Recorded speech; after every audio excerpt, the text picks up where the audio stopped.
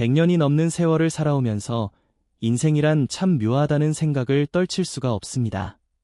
젊었을 때는 내가 영원히 강자일 거라 믿고 내 곁을 지키는 배우자가 당연히 그 자리에 머물며 나의 모든 허물을 받아줄 거라 여기곤 하죠. 하지만 제가 106년을 살아오며 똑똑히 목격한 분명한 진실 하나는 인생의 계절은 반드시 바뀌며 우리가 뿌린 씨앗은 노년의 병상이라는 차가운 땅 위에서 반드시 그 열매를 맺는다는 사실입니다.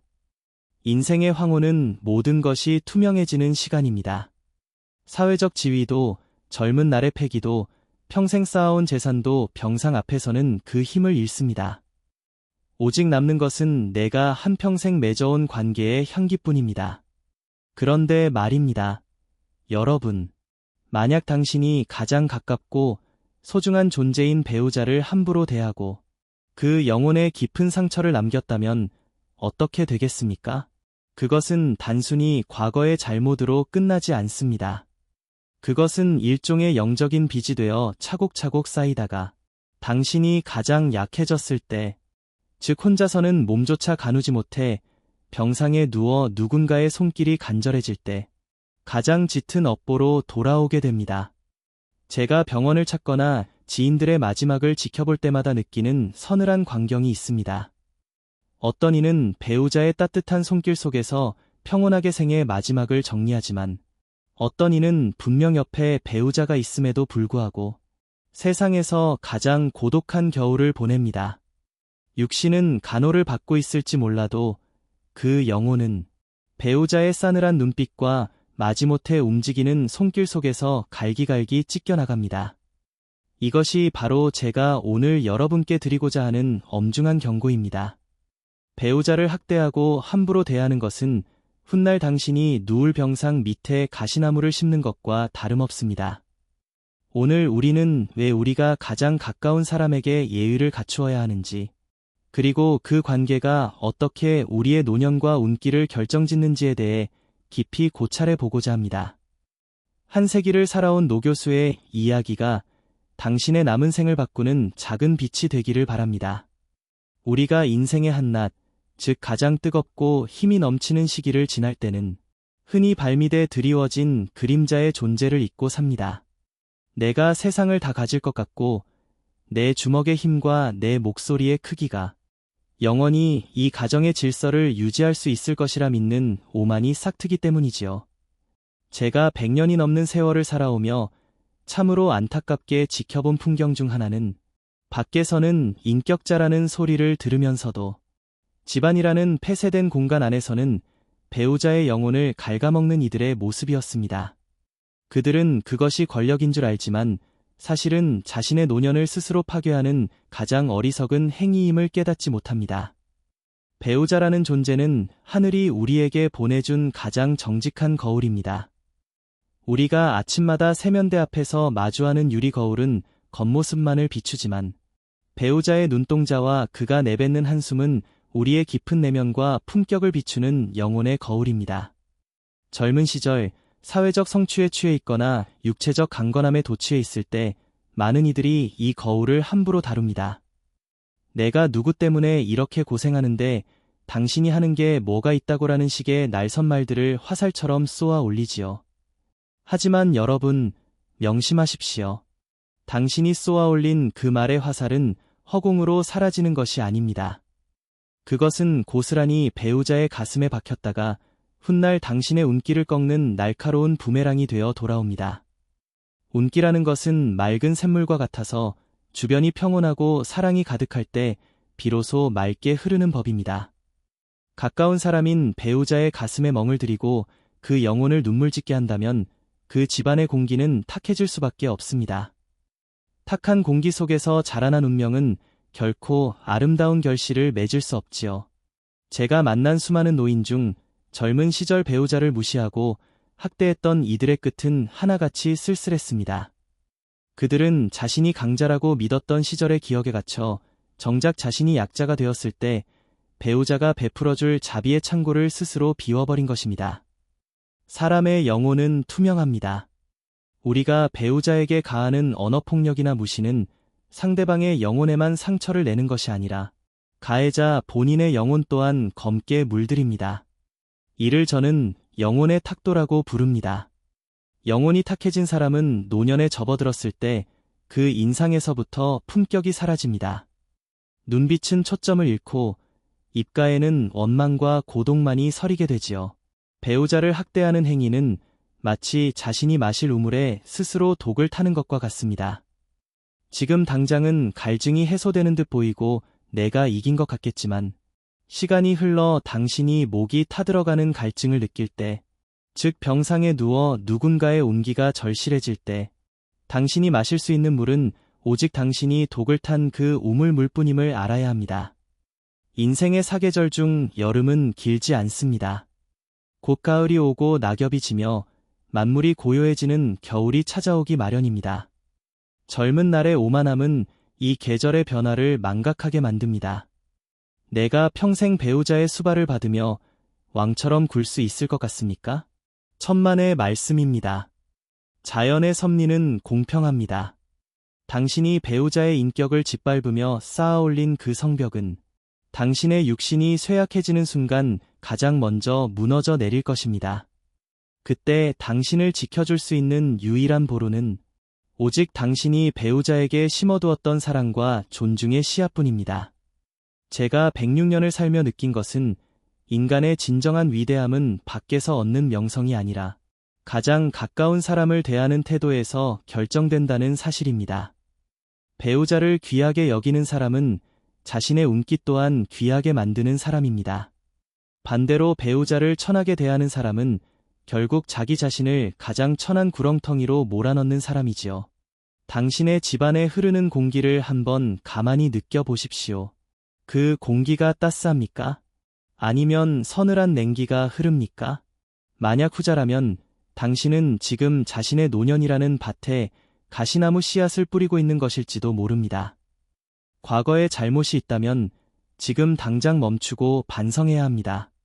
미안하다, 고맙다라는 그 짧은 말 한마디가 노년의 병상에서 당신의 생명을 연장해주는 가장 강력한 약이 될 것임을 이 늙은 교수는 수천 번의 임종을 지켜보며 확신하게 되었습니다. 오만이라는 안경을 벗고 당신 곁에서 묵묵히 세월을 견뎌온 그 사람의 거친 손마디를 보십시오. 그 손마디가 당신의 업보가 될지 아니면 당신을 천국으로 인도할 구원의 손길이 될지는 오직 지금 당신의 선택에 달려 있습니다. 인생의 겨울은 소리 없이 찾아오는 법입니다. 우리가 한창 때의 열기에 취해 있을 때는 그 서늘한 기운이 발끝까지 차오르는 줄도 모르고 지나치지요. 하지만 어느 날 문득 기력이 쇠하고 몸의 마디마디가 삐걱거리며 차가운 병상에 몸을 뉘게 될 때 인간은 비로소 깨닫게 됩니다.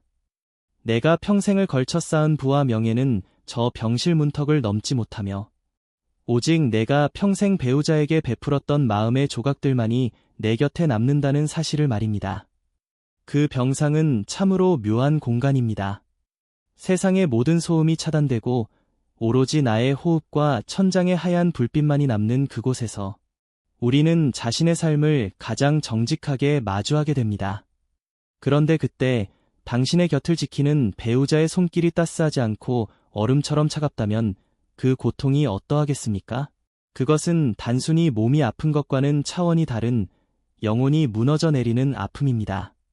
제가 100년의 세월을 지나며 병상에 누운 수많은 노년을 지켜보았을 때 가장 비참한 광경은 배우자가 곁에 있음에도 불구하고 그 눈빛에서 무관심과 냉소를 발견하는 순간이었습니다.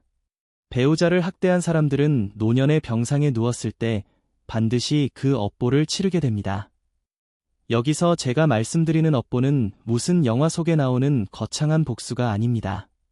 그것은 아주 조용하고 아주 일상적이며 그래서 더 소름 끼치도록 고독한 형태로 찾아옵니다. 젊은 날 배우자의 말을 무시하고 그 인격을 짓밟았다면 이제 당신이 몸을 가누지 못해 배우자의 도움이 절실해졌을 때 배우자는 당신을 사람이 아닌 치워야 할 짐으로 대하기 시작할 것입니다. 기계적인 간병, 대화가 사라진 침묵, 밥을 떠넣어주는 손길에 담긴 귀찮음. 이것이 바로 당신이 뿌린 씨앗이 맺은 가시입니다. 생각해 보십시오. 젊은 시절 당신이 휘둘렀던 그 위세가 무슨 소용이 있습니까? 내가 밖에서 얼마나 힘들게 번 돈인데라며 배우자를 하대했던 그 돈이 지금 당신의 기저귀를 갈아주는 배우자의 혐오 섞인 눈빛을 지워줄 수 있습니까? 여자가 뭘 안다고라며 배우자의 입을 막았던 그 오만함이 이제는 목소리조차 나오지 않는 당신의 답답함을 풀어줄 수 있습니까? 아닙니다. 인생의 운기는 원을 그려 돌고 돌아 결국 당신이 가장 약해진 지점에서 멈춥니다. 가장 강했을 때 약자를 어떻게 대했는지가 당신이 가장 약해졌을 때 당신의 운명을 결정짓는 것입니다. 제가 아는 한 노신사가 있었습니다. 그는 젊은 시절 사업으로 큰 성공을 거두었으나 집에서는 군주처럼 굴며 아내에게 폭언과 무시를 일삼았습니다. 아내는 평생을 눈물로 지새우며 자식들을 키웠지요. 세월이 흘러 그 신사가 뇌졸중으로 쓰러져 병상에 눕게 되었을 때 저는 그 병실에서 말로 다 표현할 수 없는 서늘한 기운을 느꼈습니다. 아내는 지극정성으로 간호하는 듯 보였으나 그녀의 눈동자에는 남편에 대한 연민이나 사랑이 단 한 줌도 남아있지 않았습니다. 남편이 가래가 끊어 고통스러워해도 그녀는 천천히, 아주 천천히 움직였습니다. 그것은 의도적인 가혹함이 아니라 이미 그녀의 마음속에서 남편이라는 존재가 죽어버렸기 때문에 나오는 자연스러운 반응이었습니다. 그 노신사는 눈동자만을 굴리며 아내의 눈치를 보았고 그가 흘리는 눈물은 뒤늦은 후회였으나 이미 때는 늦어 있었습니다. 이것이 바로 영혼의 고립입니다. 육체는 간호를 받고 있을지 모르나 영혼은 차디찬 감옥에 갇힌 것과 같습니다. 배우자를 학대한 자가 병상에서 받는 가장 큰 벌은 나를 가장 잘 아는 사람으로부터 철저히 외면당하는 것입니다. 그 지옥 같은 침묵 속에서 당신이 과거에 내뱉었던 그 모든 말들이 다시 자신의 귀에 꽂히는 환청을 듣게 될 것입니다. 우리가 흔히 말하는 인과응보는 저 멀리 저승의 이야기가 아닙니다. 당신이 지금 누워있는 그 좁은 환자용 침대 위가 바로 심판대인 것입니다. 또한 이러한 업보는 당신의 자녀들에게까지 대물림됩니다. 부모가 서로를 어떻게 대하는지를 보고 자란 자식들은 아버지가 어머니를 학대하는 것을 보며 가슴속에 서늘한 칼날을 품습니다. 그리고 당신이 병상에 누웠을 때 자식들은 당신을 돌보는 어머니의 고통만을 안쓰러워할 뿐 당신의 고독에는 냉담할 것입니다. 평생 쌓아놓은 가족의 운기를 결국 생의 마지막 자락에서 그 누구에게도 진심 어린 위로를 받지 못하는 투명한 영혼의 존재가 되고 마는 것입니다.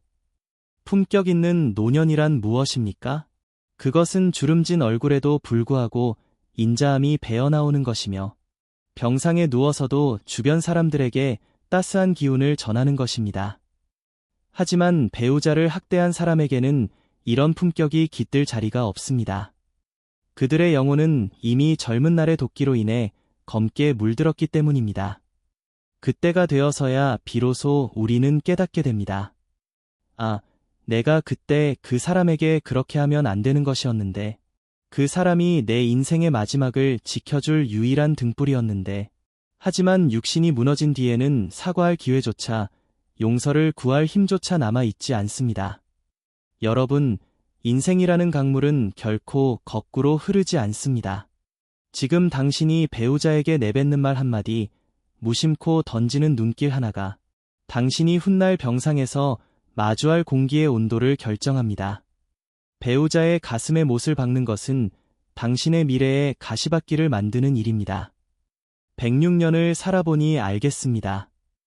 인생에서 가장 큰 승리는 사회적 성공이 아니라 생의 마지막 순간에 배우자의 따뜻한 손을 잡고 당신 덕분에 내 인생이 참으로 따뜻했소 라고 말할 수 있는 것, 그리고 배우자가 진심으로 눈물을 흘리며 고생 많았어요, 고마워요 라고 대답해주는 것, 그것이 인간이 누릴 수 있는 최고의 축복이자 성공입니다.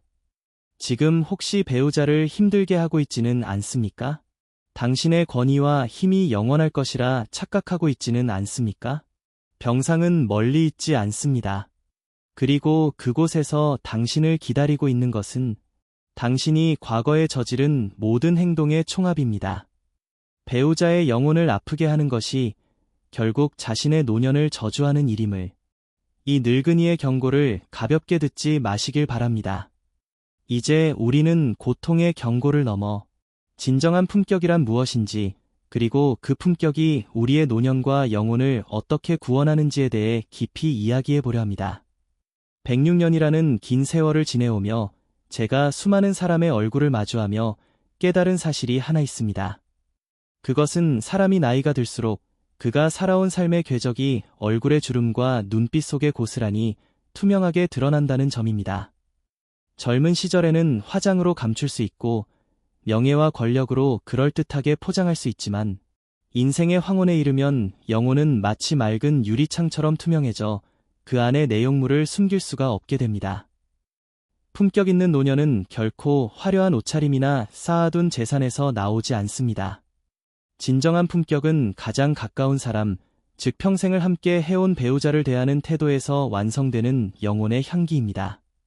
제가 만난 노년의 신사 중 정말 아름답다고 느꼈던 분들은 하나같이 아내를 대할 때 마치 귀한 보석을 다루듯 조심스럽고 다정했습니다.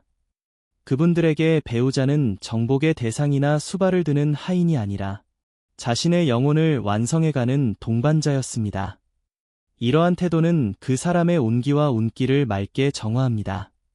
배우자를 존중할 때 나오는 맑은 에너지는 본인의 내면으로 다시 흘러들어가 노년의 고독과 질병조차 이겨낼 수 있는 단단한 정신적 토양이 됩니다. 반면 배우자를 함부로 대하고 상처를 준 사람들의 영혼은 점점 탁해지고 어두워집니다. 그들은 자신도 모르는 사이에 스스로 영혼의 감옥을 짓는 셈이지요. 여러분, 영혼의 투명성이라는 말을 기억하십시오. 우리가 누군가에게 베푼 친절과 사랑은 사라지지 않고 우리 영혼의 빛으로 저장되지만 우리가 가한 학대와 무시는 검은 얼룩으로 남습니다.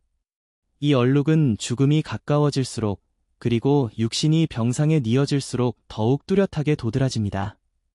노년의 병실에서 유독 평온해 보이는 이들의 얼굴을 가만히 살펴보면 그들의 영혼이 얼마나 투명하고 맑은지를 알 수 있습니다.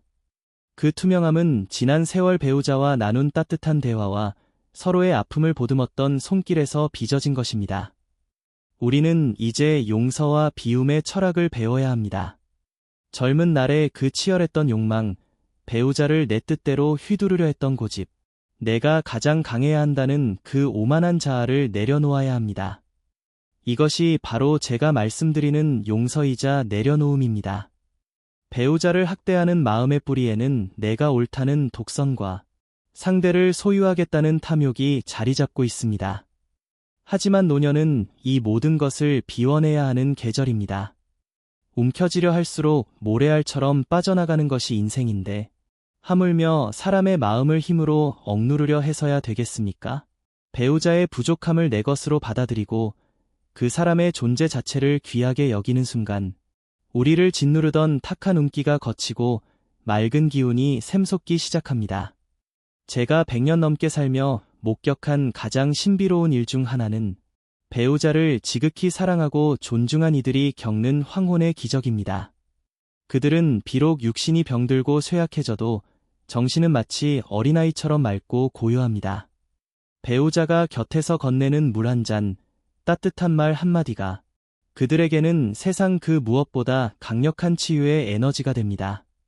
이것은 단순한 위로가 아니라 평생에 걸쳐 서로의 영혼을 닦아준 이들만이 누릴 수 있는 영적인 교감입니다. 배우자를 학대한 자가 병상에서 느끼는 공포가 지옥이라면 배우자를 아끼고 사랑한 이가 병상에서 느끼는 평온은 바로 지상에서 누리는 천국이라 할 수 있습니다. 우리는 흔히 운명이 밖에서 주어진다고 생각하지만 사실 운명은 내 곁에 있는 사람의 눈물과 웃음 속에서 만들어지는 것입니다. 당신이 오늘 배우자에게 건넨 다정한 말 한마디가 당신의 운기를 바꾸고 당신의 영혼을 투명하게 닦아내어 훗날 당신이 가장 외롭고 힘들 때 당신을 지켜주는 든든한 방패가 됩니다. 품격이라는 것은 멀리 있지 않습니다. 나보다 약해진 배우자의 어깨를 한 번 더 감싸주고 그 사람의 거친 손을 가만히 잡아주는 그 짧은 순간에 우리의 품격은 완성됩니다. 영혼이 투명해진다는 것은 곧 죽음 앞에서도 당당할 수 있다는 뜻이기도 합니다. 내가 사랑하는 이에게 상처를 주지 않았고 오히려 그 사람의 삶을 빛나게 해주었다는 자부심은 노년의 병상을 가장 존엄한 공간으로 탈바꿈시킵니다. 배우자를 학대하며 쌓은 업보는 우리를 어두운 심연으로 끌어내리지만 배우자를 존중하며 쌓은 공덕은 우리를 찬란한 석양의 빛으로 인도합니다. 106년의 인생을 돌아보니 결국 남는 것은 내가 얼마나 높이 올라갔느냐가 아니라 내가 사랑하는 사람에게 얼마나 따뜻한 사람이었느냐는 것뿐이었습니다. 여러분, 지금 당신의 배우자를 바라보십시오. 그 사람은 당신의 종도 아니고 당신의 화풀이 대상도 아닙니다. 그 사람은 당신의 영혼을 비추는 거울이며 당신의 노년을 지켜줄 유일한 수호 천사입니다. 그 천사를 학대하는 어리석음에서 벗어나 지금 이 순간부터 당신의 영혼을 투명하게 닦아 나가시길 바랍니다. 그것이 바로 가장 현명하게 자신의 노년을 준비하는 길이며 품격 있는 인간으로서 완성되는 유일한 길입니다. 긴 하루를 보내고 서산으로 기우는 저녁 해를 바라보고 있으면 인생이라는 여정이 참으로 짧으면서도 엄중하다는 생각을 지울 수가 없습니다. 이제 제가 살아온 106년의 시간도 어느덧 깊은 황혼의 빛에 젖어들고 있군요. 오늘 제가 여러분께 드린 말씀은 단순히 겁을 주거나 누군가를 비난하기 위함이 아니었습니다. 그것은 한 세기를 넘게 산 노교수가 인생의 마지막 문턱에서 마주하게 될 가장 서글프면서도 따뜻한 진실을 미리 전해줌으로써 여러분의 남은 생을 지키고자 하는 간절한 바람이었습니다.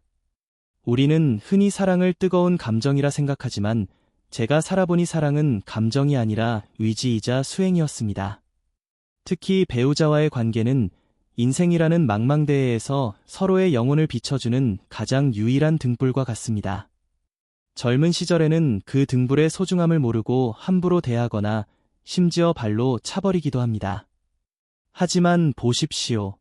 밤이 깊어지고 파도가 거세지는 노년의 바다에서 그 등불마저 꺼져버린다면 우리는 어디로 가야 하겠습니까? 배우자의 가슴에 남긴 상처는 결국 내가 돌아가야 할 항구의 입구를 스스로 막아버리는 일과 같습니다. 사랑하는 여러분, 혹시 오늘 이야기를 들으며 가슴 한구석이 서글프거나 지난날 배우자에게 했던 무심한 행동들이 떠올라 괴로워하고 계신 분이 있습니까? 만약 그렇다면 그것은 당신의 영혼이 아직 맑은 빛을 잃지 않았다는 증거입니다.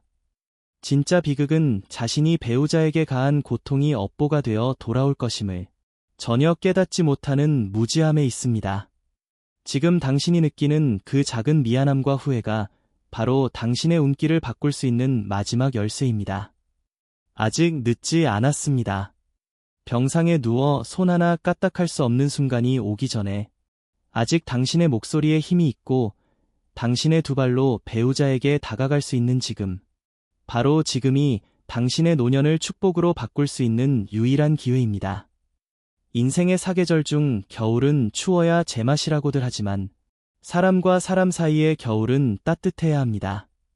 우리가 훗날 병상이라는 차가운 현실에 맞닥뜨렸을 때 우리를 감싸줄 온기는 보일러 열기가 아니라 우리가 평생 배우자의 가슴 속에 지펴놓은 사랑의 화로불입니다.